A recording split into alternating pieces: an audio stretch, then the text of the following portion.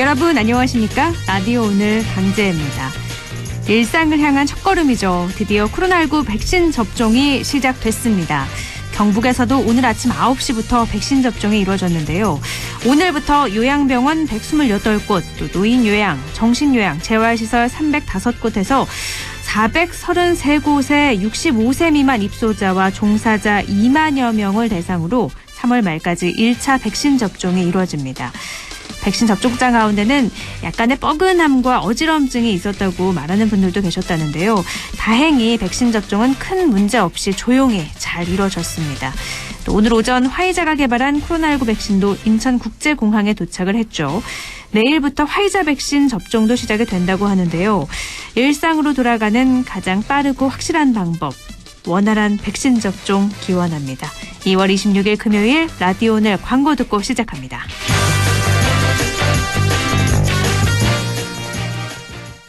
자, 따라해보세요.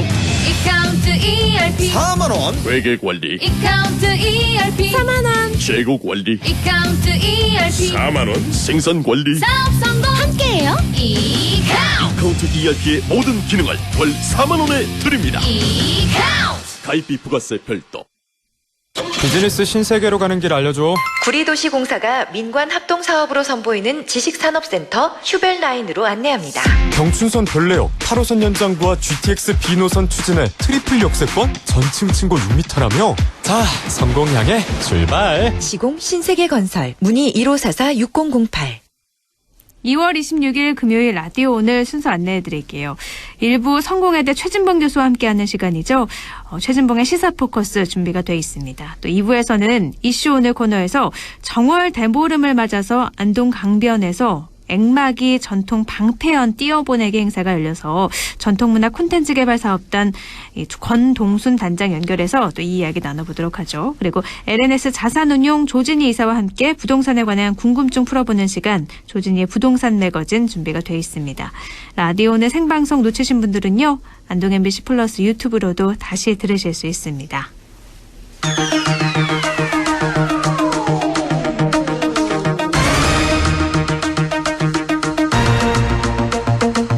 최진봉의 시사포커스, 성공회대 최진봉 교수와 함께합니다. 교수님 안녕하세요.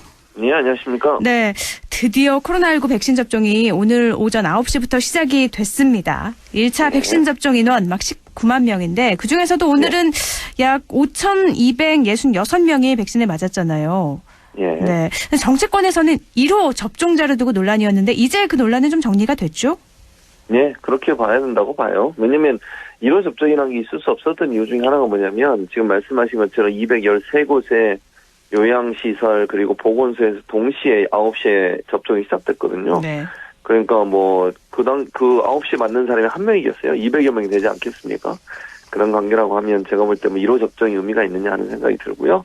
이제 아마 정치인들 입장에서는 그 대통령 1호 접종을 해야 된다 이런 논란을 가져오면 정치적으로 본인들한테 유리한 환경을 만들려는 의도가 있다고 보여지는데 그 자체가 사실은 방역에 상당히 부담이 되고 방역을 더 방역에 대한 불신을 초래하는 요소를 작용할 수 있어요. 그래서 정치인들은 방역은 방역 전문가들에게 맡기고 좀 협조를 했으면 좋겠어요. 이 문제 가지고 자꾸 이렇게 정치적 이슈화해서 정쟁을 삼는 것은 그렇지 않아도 지금 코로나19 그 백신에 불안감, 불신감들이 존재하고 있는 상황에서 불신을 더 초래할 수 있는 상황이기 때문에 이런 문제는 정치권에서 왈가왈부하지 않는 게 좋겠다 이런 생각이 듭니다. 네, 가뜩이나 좀 사상 처음 있는 일이기 때문에 국민들은 많이 불안한데 여기에 또 1호 접종자 그 불안감을 부추긴 이런 논란은 좀 불필요한 논란이기 때문에 좀 없어져야 되지 않을까 싶어요. 그리고 또 없어져야 될 게 있죠. 가짜 뉴스인데 요즘에 그렇죠. 그렇게 가짜 뉴스가 많이 쏟아지고 있다면서요. 네, 그렇게 많이. 왜냐면 백신 접종 앞두고서 가짜 뉴스가 많아졌어요. 네. 예를 들면 뭐 백신 안에 칩을 심어놨다 뭐 그런 얘기는 많이 들어보셨잖아요. 네네. 뭐 마이크로소프트에서 그렇게 했다 뭐 이런 얘기까지 있고 백신을 맞으면 뭐 어떻게 된다 뭐 이런 아주 그 근거도 없는 그런 얘기들이 지금 가짜 뉴스로 퍼지고 있는데 심지어 뭐 1년 후에 죽는다 이런 것도 있더라고요. 예, 맞습니다. 그러니까 황당무계하고 우리가 생각할 때 상식적으로 이해가 안 되는 내용이고 또 잘 아시는 것처럼 이 전문가들은 이미 우리나라에 도입되는 모든 백신이 다 안전하다고 얘기를 하고 있지 않습니까? 네. 그리고 우리나라만 지금 맞고 있는 게 아니고 이 백신은 전 세계가 지금 다 맞고 있는 상황이에요. 그런데 그런 터무니없는 그런 가짜뉴스를 퍼뜨리는 것은 정말 그 나쁜 행동이다. 왜냐면 아까도 말씀드렸지만 방역 체계 전체에 상당히 부담을 줄 수 있고 이 백신 접종이라고 하는 게 전 국민의 70% 정도가 맞아야만 집단 면역이 형성이 돼서 우리가 일상으로 돌아갈 수 있거든요. 그런데 그런 가짜 뉴스들이 자꾸 퍼지게 되면 결국은 우리가 일상생활로 돌아가는데 방해가 되는 겁니다. 네. 그래서 그런 문제들은 정말 철저하게 좀 그 가짜 뉴스를 근절할 수 있는 방안들이 만들어야 된다고 생각을 하고요. 저는 뭐 기본적으로 아까도 뭐 잠깐 언급해드렸습니다. 가짜 뉴스가 생산되는 이유도 정치적 목적이라는 생각이 들어요. 그러니까 전문가들의 의견을 전혀 신뢰하지 않고 무시하면서 정치적으로 본인들에게 유리한 여론을 만들어내기 위한 그런 어떤 목적과 의도를 가지고 만들어낸 게 아닌가 그렇게 생각이 됩니다. 네, 지금 뭐 변이 바이러스도 많이 나오고 있는데 이걸 이겨내려면 빨리 집단 면역을 형성해야 된다고 하더라고요. 그렇죠. 네, 맞는 말씀이에요. 네. 그래서 변이 바이러스도 현재 백신으로 어느 정도 통제가 가능한 걸로 알려지고 있거든요. 그렇다고 하면 우리가 모든 가능한 많은 사람이 백신을 맞아서 전체 집단 면역이 형성될 수 있는 환경을 만드는 게 가장 중요하다고 볼 수 있을 것 같습니다. 그런데 이 와중에 의사협회는 의료법 개정안을 두고 총파업을 예고하고 있고 또 백신 접종도 보이콧하겠다 해서 논란이 계속되고 있어요. 그렇습니다. 그것도 사실은 이제 그래서 국민들에게 동의를 별로 못 얻는다고 저는 생각을 해요. 왜냐하면 이번에 의료법 개정안 같은 경우에 이런 이제 중대 범죄 있지 않습니까? 살인, 뭐 성폭행, 성범죄 이런 죄를 저지른 사람한테는 5년 동안 의사 면허를 취소하는 거예요. 근데 이게 의사들만 이런 전문직 있는 중에 의사분들만 이런 조항을 적용받는 게 아니거든요. 우리가 잘 알고 있는 변호사, 변리사, 회계사, 법무사 이런 분들도 동일하게 지금 다 적용을 받고 있어요. 네. 그리고 의사들도 원래 2000년 전까지는요, 이 조항이 있었어요, 의료법에. 2000년도에 의사들이 반발하면서 이 조항이 삭제가 됐었는데 이걸 다시 만드는 거거든요. 기존에 있었고 또 다른 전문직들은 모두 다 적용하고 있는데 의사들만 본인들이 어떤 특권의식을 갖고 있는지 이런 주장을 하면서 특히 아까 말씀하신 것처럼 뭐 백신 접종에 협조하지 않을 것처럼 으름장을 놓고 네. 국민들의 생명과 국민들의 안전을 담보로 해서 이런 본인들의 이익을 취하려는 행동을 하는 그 과연 타당한가? 저는 그래서 국민들이 동의를 얻을 수 없다고 보여지고요. 뭐 단적인 예로 이렇게 제가 물어볼게요. 우리 국민 누구라도 그 생명을 다루고 메스를 들고서 사람의 수술을 하는 의사가 성범죄 전력이 있거나 살인 전력이 있다고 하면 그 사람이 수술하는 게 타당하다고 생각하는지가 묻고 싶어요. 네. 그리고 그런 범죄를 저질러서 문제가 될 수 있는 사람이 전체의 몇 %나 되겠습니까? 왜 일반 의사들이 이걸 반대하고 나오고 의사협회가 이걸 반대하는지 좀 이해가 안 되는 상황이다 이런 생각이 듭니다. 그래서 현재 여론은요. 의료법 개정안에 찬성하는 의견이 많은 걸로 조사 결과에서 나타나고 있는데 의료법 개정안 그러면 어떻게 될까요? 저는 통과가 될 거라고 봐요. 왜냐하면 원래 의료법 개정안이 법사위나 아니면 보건복지위원회를 통과할 때 여야 합의로 통과됐어요. 네. 예를 들면 이게 뭐 민주당 의원들만 동의해서 통과된 게 아니고 민주당, 국민의힘 또 야당 의원들 다 함께 동의해서 통과된 거 아니에요. 네. 뭐 좀 안타까운 것은 그랬는데도 나중에 뭐 김종인 비대위원장이 뭐 의사 심기 얘기해가지고 더 뭐 화를 북돋으셨는데 어쨌든 그런 이미 여야가 합의해서 통과된 아니기 때문에 제가 볼 때 본회의에서 통과되는 데는 크게 무리가 없을 거다 이렇게 생각을 합니다. 무리가 없을 거다라고 하셨는데요. 그러면 의료계의 반발도 더 심해지지 않을까 싶기도 한데요. 근데 제가 볼 때는요, 네. 그 의사협회 발표가 전체 의사 의견이라고 생각하지 않아요. 그리고 일부 의사들은 거기에 반대하는 의견을 내고 있거든요. 네네. 파업까지 가는 걸 동의할 수 없다고 얘기하고 있고. 그래서 이거는 집행부의 의견일 가능성이 있다. 네. 그래서 의사협회에서 한 발 물러섰거든요. 네. 협의하고 논의해 볼 수 있다. 이렇게. 원래는 뭐 파업까지 하겠다, 총파업까지 하겠다는 으름장을 놨었는데 여론이 안 좋아지니까 본인들의 의견을 적극 개진해서 다시 협의를 하기로 한다. 이렇게 정도로 이제 한 발 물러섰는데 네. 그것도 결국은 제가 볼 때는 전체 의사의 의견이라기보다는 의사협회 집행부의 의견이 많이 반영된 결과가 아니겠나 이런 생각이 듭니다. 그러면 의료법 개정안 통과되기까지 어떻게 보면 진통이다 이렇게 보고 계시는 거네요. 네, 저는 그렇게 보고요. 많은 의사들은 저는 그 부분에 대해서 그렇게 반감을 갖고 있을 거라고 생각하지 않아요. 왜냐면 아니 내가 예를 들면 의사 입장에서 내가 만약에 그 대상이 될까? 이런 생각을 해서 걱정을 해서 그걸 거부하거나 이럴 수 있는 거 아니겠어요. 그런데 네. 대부분의 의사분들은 다 성실하게 정말 국민들의 생명을 고치기 위해서 노력하고 있는 분들이고 이런 범죄의 어떤 대상자가 될 가능성이 낮기 때문에 크게 이걸 반발하거나 아니면 이걸 반대할 명분은 없다고 생각을 합니다. 알겠습니다. 이번엔 다른 주제로 넘어가 보죠. 가덕도 신공항 특별법. 어제 국회 법사위 통과해서 오늘 본회의에서 처리가 됐습니다. 신속한 추진을 위해서 예타 조사 면제하고 사전 타당성 조사도 간소화할 수 있도록 한 건데 정의당을 제외한 여야 모두 찬성해서 속전속결로 처리가 됐는데 이런 상황에서 문재인 대통령이 부산을 어제 찾지 않았습니까? 그래서 네, 노골적인 그렇죠. 선거 개입이다. 야당에서는 반발이 점점 커지고 있어요. 뭐 야당에서는 그렇게 주장할 수 있다고 생각이 들어요. 야당 입장에서야 대통령이 가덕도 신공항 가서 뭐 격려하고 이래서 그게 논란이 된다라고 얘기하고 있는데 네.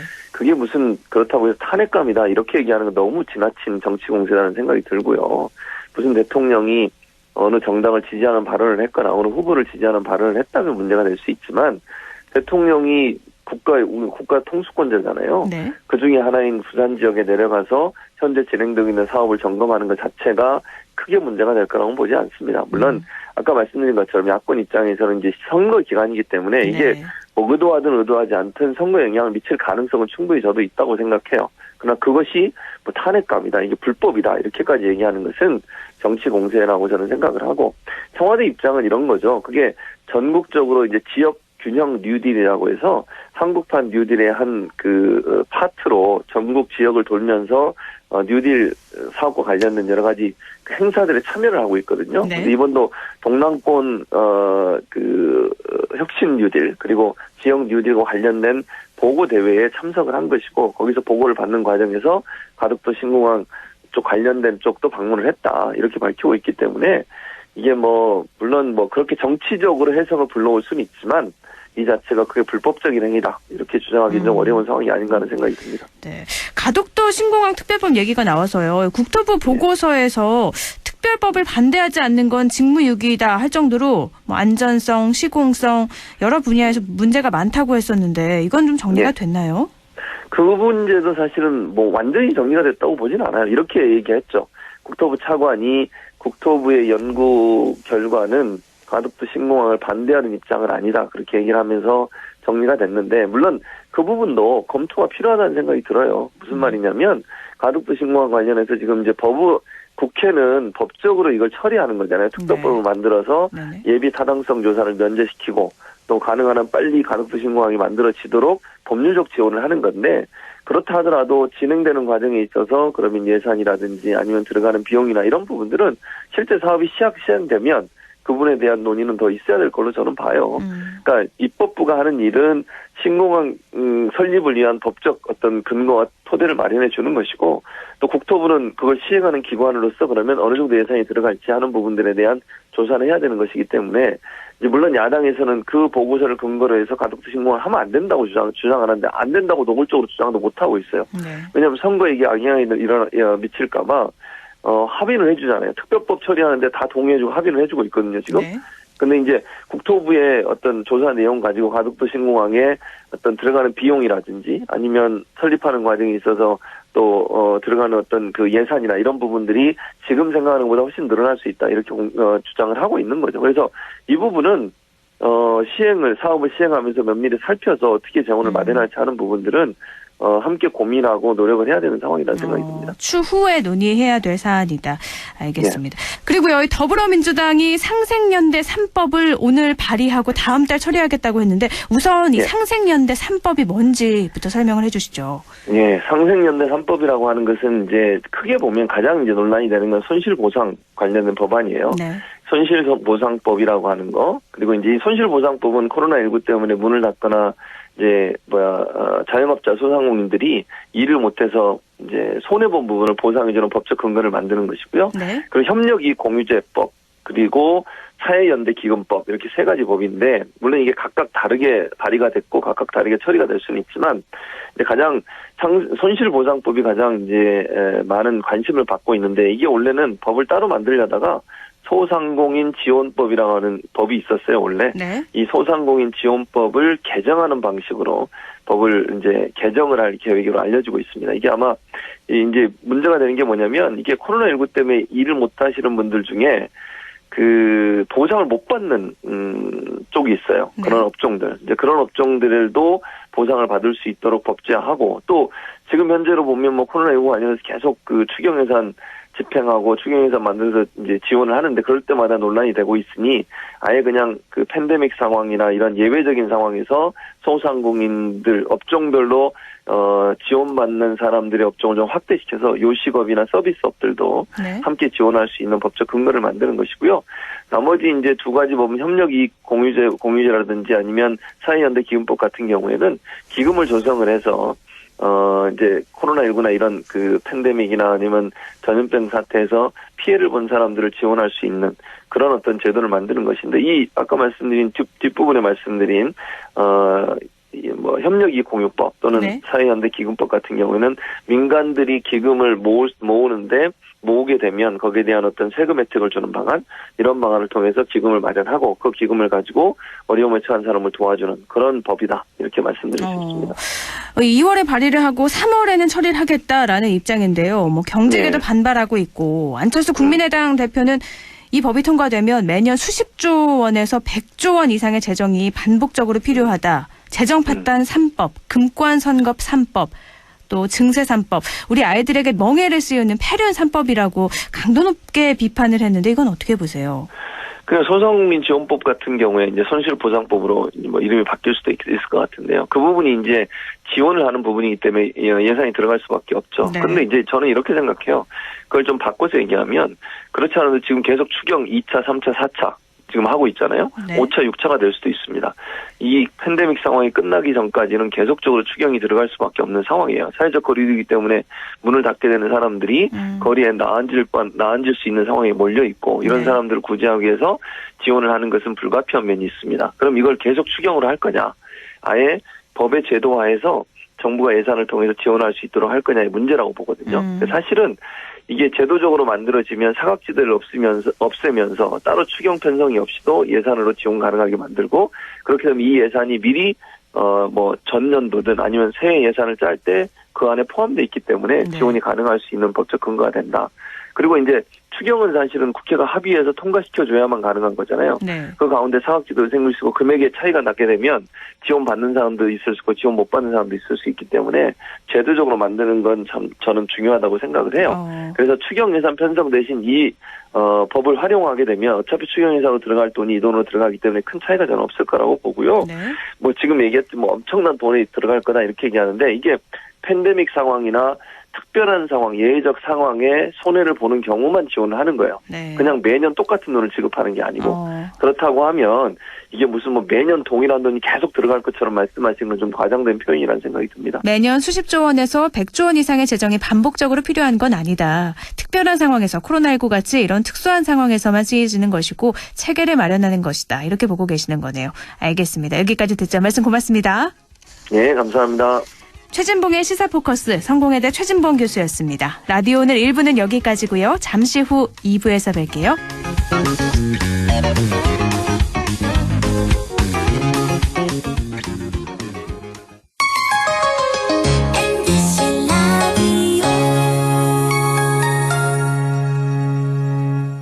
할인점보다 더 실속 있고 편의점보다 더 편리하게 살 수 있는 곳. 시장보다 더 정이 넘치고 백화점보다 더 품격 있는 곳. 이런 곳이 없을까요? 네, 우리 동네 우리 할인점 홈마트가 있습니다. 지난 25년간 항상 고객과 함께한 홈마트. 용상점, 자이점, 신용주점, 사천점에서 새롭게 고객님께 다가갑니다. 홈마트. 대한민국 IT 기술 알아주죠. 초고속 인터넷 어마어마하죠. 정보통신 인프라 엄청나잖아요. 근데 아직도 디지털이 낯설고 어려운 분들 진짜 많대요. 광희 씨의 이유 있는 오지랖 여러분도 함께 해주실 거죠? 키오스크 앞에 어머님이 계셔? 가는 거예요. 두리번 길 찾는 아버님이 보여? 들이대요. 어디서나 디지털은 어렵지 않다는 거 보여주자고요. 오지랖이라고요? 그냥 오지랖이 아니거든요. 함께 배우고 나누는 디지털 소통. 디지털 세상을 살아가는 큰 힘이 됩니다. 함께 누리는 디지털 대한민국 만들어봐요. 공익광고협의회.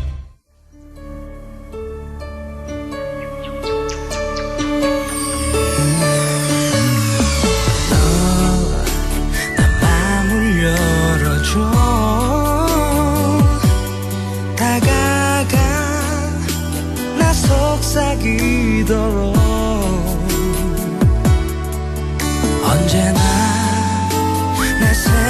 그토록 행복해야 해요.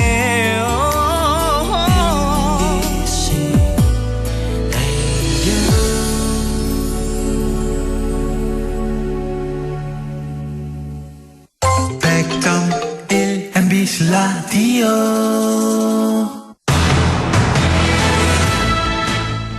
라디오 오늘 2부 순서 이슈 오늘입니다.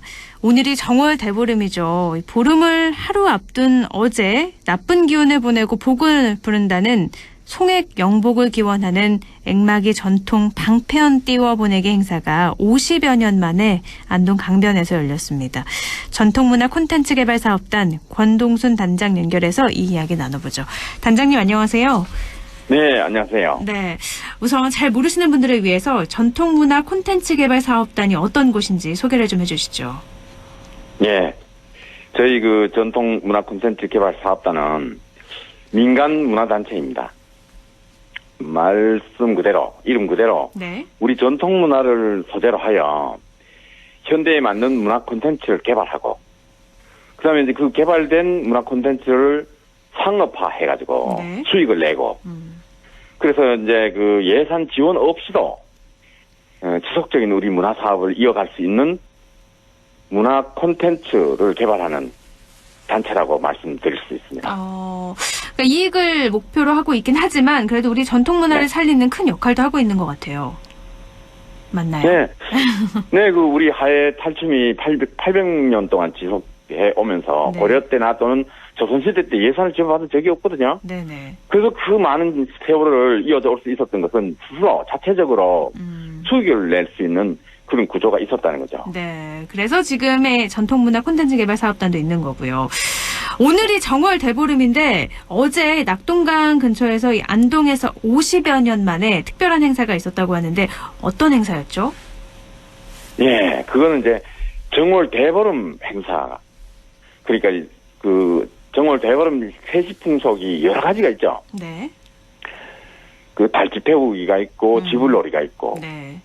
그다음에 이제 부럼 깨기 같은 새벽에 하는 풍속이 있고 네. 오곡밥, 기발기술, 뭐 묵나물 비빔밥 먹는 어떤 이런 풍속이 많죠. 이 대부분이 전부 잡기를 접고 애군을 맞고 그다음에 복을 비는 이 풍습인데 네. 이 같은 이제 풍습은 대부분이 지금도 이어지고 있습니다. 네네. 그런데 이제 이 정월 대보름 세시 풍속 중에 이제 애군을 멀리 떠나보내는 그런 풍습인 이제 송액 영복 방패연 날리기 행사는 네. 그 방패연 만든 사람이 없어서 그런지 한 50년 전에까지는 있었는데 그동안에는 한 번도 없었죠. 우리 안동에서. 네. 보름날 행사로. 그래서 이번에 야 이거 한번 다시 복원해봐야 되겠다. 잊혀진 그 문화 콘텐츠를 우리 다시 복원해봐야 되겠다 하는 그런 차원에서 다시 지원하게 된 것입니다. 오, 방패연을 띄워서 보내는 행사 50여 년 만에 열린 거라고요. 예. 그러면 이렇게 정월 대보름을 맞아서 연을 띄워는 보내는 게 어떤 의미가 있는 풍속일까요? 이 의미는 이제 그동안에 집안에 있었던 애군이라든가 네. 그다음에 건강이 나빠졌다든가 여러 가지 그 나쁜 애군을 이제 방편에 실어서 이제 하늘 높이 올려보내고 그 올려보낸 다음에 연줄을 잘라가지고 강한 바람에 이제 멀리 날려보내는 멀리 보내는 이런 풍습이거든요. 네.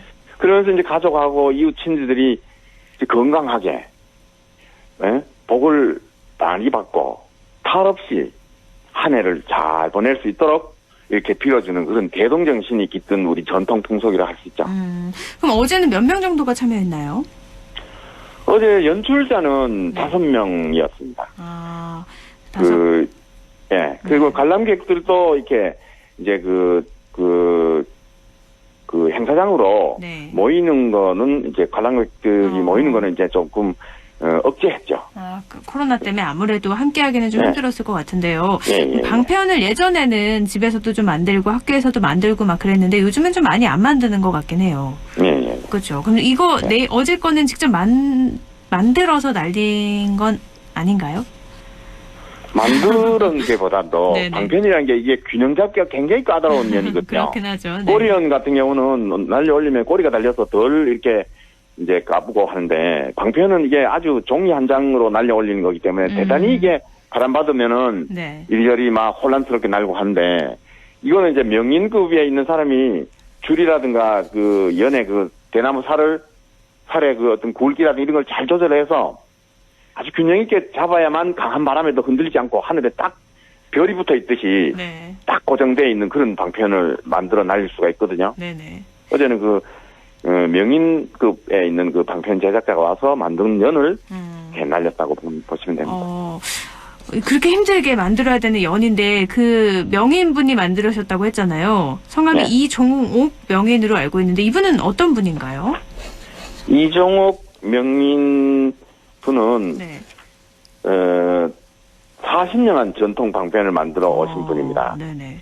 그리고 또 특히 이제 그 도화지에 이제 구멍이 중간에 빵 뚫린 그 방편에다가 네. 도화지라면 방편이 구멍이 뚫린 도화지죠. 네. 거기다가 이제 방편 그림을 그리는 유일한 우리 그 한국 화가이시기도 하죠. 그렇군요. 예, 이분은 뭐 전 세계 어디서든지 우리나라 방편 같은 연이 없다고 하면서 우리 전통 방편을 이렇게 그 자랑하는데 막 하여튼 어디 가서든지 그 방편 예찬가죠. 특히 또 충무공 이순신 장군이 임진왜란때 쓴 해전에 사용한 이제 신호연, 그것도 마찬가지로 방편 그림이거든요. 네. 그 신호연 제작으로도 아주 유명한 분이기도 합니다. 그 이종욱 명인이 또 함께해서 어제 행사가 조금 더 특별하게 다가왔을 것 같은데요. 네. 정월 대보름을 맞아서 송액, 영봉, 풍습이 참 많잖아요. 아까도 네. 잠깐 말씀을 하셨지만 어떤 것들이 있는지도 좀 한번 알려주시죠. 예, 그날 이제 그 송액 영복 고유제가 있었어요. 네. 그 애군을 멀리 쫓는 그러니까 이제 어제의 그 행사의 취지는 코로나로 아주 괴로워하고 하니까 이 코로나 애군을 멀리 쫓자 하는 이런 이제 테마로 퍼포먼스 하기 시작했는데 네. 애군을 멀리 쫓는 송액 고유제는 이제 할마을 산주시고 네. 하이별승구 탈로리에서 파계승 역을 맡고 계시는 이제 김정홍 장승백이 명의께서 이제 하셨죠. 그다음에 이제 코로나 애군풀이 민속 한마당은 이제 최명희 명의께서 네. 서울에서 내려오셔가지고 이제 퍼포먼스를 맡아주셨죠. 또 풍등제도 열렸다고요? 네. 풍등제는 그 오전에 바람이 잔잔할 때 이제 그 연은 이제 바람이 많이 세야 날릴 수 있지 않습니까? 근데 이제 오전에 바람이 잔잔할 때 풍등으로 식전 행사로 네. 풍등도 띄웠죠. 이렇게 다양한 행사들을 개최하고 또 진행을 하셨는데 어떻게 이렇게 액막이 전통 풍습을 재현하게 되신 거예요? 네, 이거는 뭐 1년이 넘도록 종식되지 않는 코로나 사태로 네. 뭐 내남할 것 없이 많은 사람들이 고통스러워하는 거 아닙니까? 그래서 이번에 이제 코로나 퇴치 액막이 방편을 띄워보자. 띄워서 하늘에다가 이제 이 퍼포먼스를 하면은 네. 사람들이 그걸 쳐다보고 마음속으로라도 카타르시스를 느끼고 네. 액풀이뿐만 아니라 속풀이라도 됐으면 하는 그런 바람에서 행사를 했습니다. 액풀이뿐만 아니라 속풀이라도 좀 했으면 네, 하는 마음에서 제안을 하셨군요. 아무래도 코로나19 이 상황 속에서 진행이 되다 보니까 방역에도 신경을 좀 많이 쓰셨을 것 같아요. 네. 어떤 것들을 좀 신경을 쓰셨나요? 네. 방역은 이게 그 방편을 가지고 소수의 출연자들이 하늘 무대로 하는 거 아닙니까? 네. 방편을 가지고 이렇게 퍼포먼스를 하늘 무대로 하기 때문에 사람들이 모여서 한 군데서 집중해 보는 어떤 그렇게 밀집을 할 필요가 없고, 네. 그 다음에 이제 이게 또 그 야외라서 밀폐된 공간이 아니었고, 네. 그 다음에 관객들 또한 멀리서 보고, 그 다음에 출연진들 또한 연줄이 엉킬 우려가 있으니까 가까이서 붙어서 연을 날릴 수가 없거든요. 그러니까 뚝뚝 떨어져서 5m, 10m 떨어져서 연을 날리고 하니까 밀집, 밀폐가 피할 수 있는 행사였죠. 그래서 자연스럽게 방역 이벤트였고, 그 다음에 이제 행사장 출입구나 탁자에 빠짐없이 손 소독제를 비치해가지고 그 혹시나 모를 이제 코로나 감염에 방지하는 어떤 방역을 철저히 했습니다. 좀 많이 이게 의미 있는 또 행사여서 많은 분들이 좀 관심을 가져주셨으면 했는데 언론이나 이런 쪽에서도 많은 관심을 좀 보였나요? 예, 언론 뭐 중앙지, 지방지, 통신사 뭐 할 것 없이 많이 보였죠. 그래서 대단히 언론에서 홍보를 해줘가지고 아주 그 행사는 좋았어. 네, 50여 년 만에 열리는 전통 행사여서 아마 더 그랬을 것 같은데요. 그러면 끝으로 전통문화 콘텐츠 개발 사업단의 또 다른 계획이 있다면 좀 알려주시죠.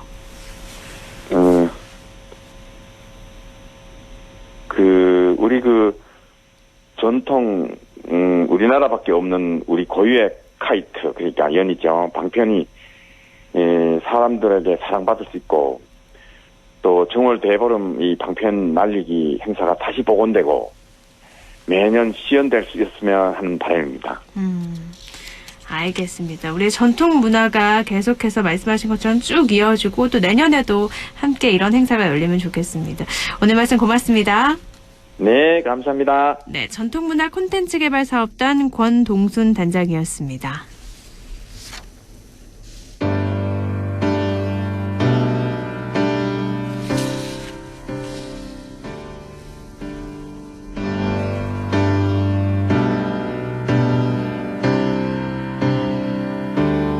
바람이 분다 서러운 마음에 텅 빈 풍경이 불어온다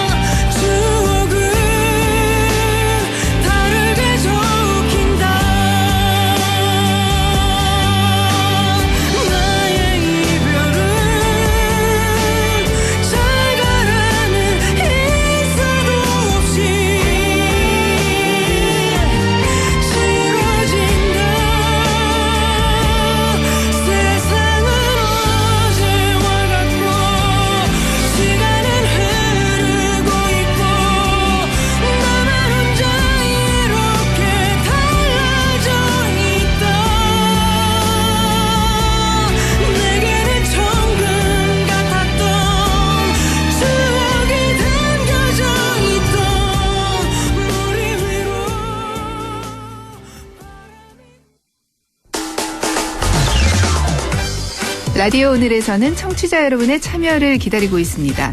우리 지역에서 발생한 사건 사고 소식이나 함께 토론하고 싶은 내용을 안동 MBC 홈페이지 라디오 오늘 게시판에 올려주시기 바랍니다. 전화와 문자 참여도 하실 수 있습니다. 전화는 851국에 7191번, 문자는 샵 0913번으로 보내주시면 됩니다. 문자는 단문 50원, 장문 100원의 정보 이용료가 있습니다. 여러분의 많은 참여 바랍니다.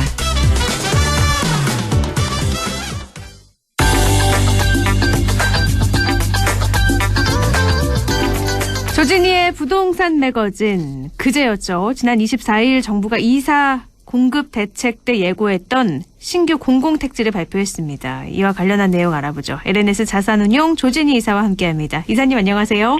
네, 안녕하십니까. 네, 광명 시흥지구를 3기 신도시로 발표했는데 7만 가구 공급이에요. 일산 신도시 규모라서 정말 대규모 공급 카드인 것 같아요. 네, 맞습니다.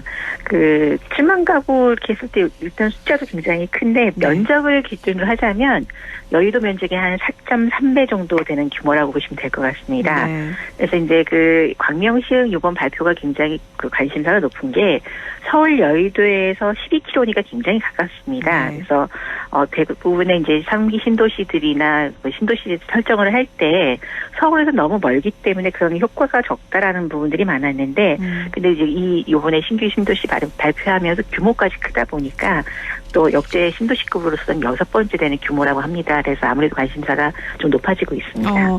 광명시흥 딱 발표가 됐을 때 뭐 예상됐던 지역이다라는 의견이 참 많긴 했어요. 네. 그런데 광명시흥이 예전에도 보금자리 주택 계획이 무산되기도 했고 또 원주민들 반발이 심했던 지역이라서 잘 진행이 될까 이런 우려도 되거든요. 네, 그래서 항상 이제 어떤 재개발 도시정비 사업 이렇게 해서 했을 때 이제 정부가 주도하는 사업이기 때문에 아무래도 이제 신도시로 발표하고 났었을 때 그 기준은 기존의 보금자리 주택에 대해서보다는 좀 더 강력한 정책이 되지 않을까라고 생각은 되지만 이제 지자체장하고 협의라는 과정이 있고 또 이제 공지 기간이라는 게 있습니다. 근데 말씀하셨던 것처럼 매번 광명시흥 같은 경우는 각종 이제 공공개발 사업 관련돼서 이슈가 됐던 지역인데 그때마다 무산이 되었기 때문에 근데 이번에는 발표 나자마자 좀 반응은 조금 다른 게 있습니다. 또 하나 우려되는 거는 이미 광명 쪽으로는 철산부터 시작해서 재건축 단지가 지금 많이 공급이 되고 있어서 지금 이제 우려의 얘기들도 많이 나오고 있는 상황이라고 보시면 될 것 같습니다. 재건축이 진행되고 있는데 어떤 우려의 목소리가 나오고 있는 거죠? 이미 이제 도심이 좀 낡아가지고 자체적으로 재건축 재개발이 진행돼서 공급이 되고 있는데 3기 신도시라서 7만 호까지 공급이 되고 나면 기존 원주민들 입장에선 집값이 떨어지지 않겠느냐. 실제적으로 이제 아파트 가격이 최근에 서울 인근 지역 많이 올랐던 거에 대비해서 오히려 3기 신도시 발표나고 나서 아파트 가격은 좀 하락 형세를 보여주고 있고 서울하고 인근되어 있는 광명시 땅 같은 경우는 지금 가격이 오르는 그런 방향을 가고 있습니다. 원래 민간으로 개발이 되고 있어서 땅값이 오르고 있었는데 공공택지 개발이 된다고 그러면 오히려 그게 악영향을 끼칠 수 있다는 거죠. 그렇죠. 이제 그래서 기존에 반대했던 것보다는 원돈심에 대해서 그래도 좀 수용이 되지 않겠느냐 이런 의견도 나오고 있습니다. 그렇군요. 근데 교통망이 확충되면 더 가까워질 예정이라고 하는데 뭐 접근성이 좋아지는 건 좋지만 배드타운으로 전락할 수도 있다 이런 우려도 있는 것 같긴 해요. 예, 그렇습니다. 대부분 지금 이제 3기 신도시가 남양주, 왕수, 하남, 교산, 고양, 창릉, 부천, 대장, 인천 계양지구에 있었는데 이것도 이제 만들어져서 보상해서 이제 착공까지 들어가는 시간까지 꽤 오랜 시간이 걸렸습니다. 근데 여기서의 가장 큰 문제 중에 하나가 기존의 인프라라든가 교통 여건이 안 되다 보니까 공급 후에 그것들이 갖춘 데 되다 보면서 대부분 이제 배드타운으로 전락이 돼서 그 이후에 어떤 수요가 줄어들므로 인해 가지고 추가적인 요소들이 만들어지지 않았습니다. 그래서 이번에는 정부가 여러 가지 광역 교통망을 연결하는 거를 같이 추진을 하겠다고 하는데 SOC 기반 사업이라는 돈이 굉장히 많이 들어가는 사업들입니다. 예, 그래서 이게 과연 실효성이 있겠느냐 역시 똑같은 얘기들이 나오고 그래서 이제 다족 지역 일자리를 창출해서 그 자체에서 공급하고 수요를 갖고 갈 수 있게끔 만들어주겠다 이런 걸로 이제 대처 방안들이 지금 나오고 있다고 보시면 될 것 같습니다. 아무래도 SOC는 또 시간도 많이 걸리니까 그렇죠. 그런 문제도 있을 것 같아요. 또 예. 이사 부동산 대책을 보면 이렇게 공공택지 신규 지정 말고도 도시재생, 공공재개발도 있잖아요. 예. 1, 2차 공모를 통해서 30곳 이상 후보지 선정하고 동의율 같은 조건 충족하면은 후보지로 최종 결정에 나서 사업을 진행하고 또 그래서 3만 가구 이상 공급해두겠다는 계획도 있는 거잖아요. 예, 맞습니다. 네. 요번에 그래서 24일날 나는 것과 동시에 서울시에서 네. 26개 지역, 8개 지역에 대해서 공공재개발 후보지도 같이 발표를 했습니다. 네네. 예, 근데 이제 문제는 저희가 예상했던 것보다 너무 중심지고 너무 지금 땅값으로 많이 올라 있고 이런 표현 좀 죄송하지만 프리미엄이 정말 많이 붙어 있는 지역들까지 포함되어 있다 보니까 네. 과연 여기에 지금 원조합원들이나 해당 조합원들이 공공재개발로서 이걸 인정을 할 것이냐. 지난번 흑석 이지구 때처럼 똑같이 무산되지 않겠느냐. 그래서 28개 후보지 발표하고 나서의 시장에서의 반응은 관심이 좀 더 없다. 그리고 지난번에 저희가 잠깐 언급했던 것처럼 실질적으로 용적률 상향이 문제가 아니라 기부 체납에 대한 반대여서로 이제 공공임대주택 비율을 좀 더 높이라는 이번 내용들이 나오다 보니까 실질적으로 이 거론된 후보 지역이 과연 주민 동의 3분의 2 이상을 받아내기는 어렵지 않겠느냐 그렇게 시장에서는 보고 있습니다. 그렇군요. 이미 땅값이 올라서 만족하고 있는데 네. 이걸 굳이 또 한다 그러면 반대가 될 수도 있겠네요. 근데 네. 어쨌든 사업 추진이 되려면 주민 3분의 2 이상의 동의는 꼭 받아야 되는 절차인 거죠. 그렇죠. 이게 참 쉽지 않아요. 강제 부양을 할 수가 없습니다. 네. 이번에도 계속 이제 처음에 이번 정부가 토지 공개량 얘기를 할 때마다 굉장히 강력하게 반발이 왔던 것들이고요. 네. 예를 들어서 이제 서울시에 있던 자연 녹지라든가 이런 것들을 통해서 개발을 하는 것도 돌아가신 이제 박원순 시장님이 이제 전체적인 일부 지역을 위한 것이 아니라 전체 서울 시민을 위해서는 녹지가 필요하다라는 것 때문에 반대를 하면서 국토부하고 대립됐던 상황들도 있었습니다. 그래서 이게 단순히 정부가 그다음에 국토부가 밀고 간다고 해서 결정되긴 어려운 상황이라 보시는 게 맞겠죠. 그러면 동의를 얻으려면 그만큼 좋은 조건을 좀 제시를 해야 될 텐데 그 조건이라고 하면 완화밖에 없을 것 같긴 하네요. 그래서 대부분 지금 이제 용적률 완화, 그다음에 기부 체납 형태를 기존에서 어떤 기부 체납률을 가지고 공공용지로 사용을 한다거나 임대주택 비율을 내린다거나 이런 쪽이었는데 그거를 이제 좀 구체화시켜서 예를 들어서 용적률 올라간 것만큼 다른 재건축이나 이런 데서 좀 민감한 게 환수제 금액에 대한 어떤 세금 부분이나 이런 것들이 좀 민감한 부분들이 있습니다. 그래서 그런 부분들은 어떻게 할 것이며 그리고 임대주택 비율이 너무 늘어났었을 때 주거의 쾌적성 부분은 어떻게 또 할 것이며 구체적인 임대주택을 이번에도 25년, 30년 장기 전세주택도 좀 공급한다라고 했다가 또 20년으로 줄이는 상품은 나온다고 했다가 아직 정확한 방향들이 계속 안 나오다 보니까 항상 말씀드리는 거지만 동의를 얻어내려면 실제 거기에 살고 계시는 분들이 이렇게 사업 개발을 함으로 인해서 내가 좋아지겠구나라는 구체적인 계획 실현안을 먼저 제시를 한 다음에 동의를 얻는 절차를 봐야지 어떤 지역에는 다 일괄된 형평성 없는 표현 그렇게 해서 이제 정책을 만들어 놓게 되면 아무래도 동의를 얻기는 어렵지 않겠느냐 그렇게 바라보고 있습니다. 그렇군요. 그럼 신도시는 이렇게 주민이 동의가 필요가 없나요? 신도시 지정은 주민 반대가 있어도 지자체하고의 협의 조건을 통해서 강행하는 경우들이 있습니다. 이제 물론 2030 서울 도시계획에 의해서 이제 그런 것들이 발생되어졌고 실질적으로 2023년도까지 청약을 받겠다라고 해서 이번에 신도시 발표하면서 동시에 일정을 그냥 강행해버리는 그런 것들이 있었습니다. 그래서 그 사이에 이제 23년이라고 하면 거의 2년밖에 안 남았는데 보상가라든가 조건 협의를 정부가 최대한 수용하고 가겠다. 그래서 이제 이 부분이 빨리 진행될 수 있게끔 하겠다. 그리고 우선 이제 대부분 신도시 예를 들어서 왕숙지구 같은 경우가 대표적인 경우가 있는데 발표 나자마자 한 달 사이 정말 토지 거래 가격이 어마무시하게 올랐습니다. 그래서 이번에는 근데 이제 이번에 발표하자마자 바로 토지 거래 허가부하고 묶어서 그다음에 지구 단위 계획이라는 그런 어떤 도시 계획 관련된 내용까지도 법규상으로 고쳐서 진행을 하겠다라고 하니 그만큼 정부가 강하게 밀고 가겠다는 의지도 엿보이는 상황이라고 보시면 되겠죠. 그러면 이번 광명시흥 신도시는 결정이 된 거라고 봐도 되겠네요.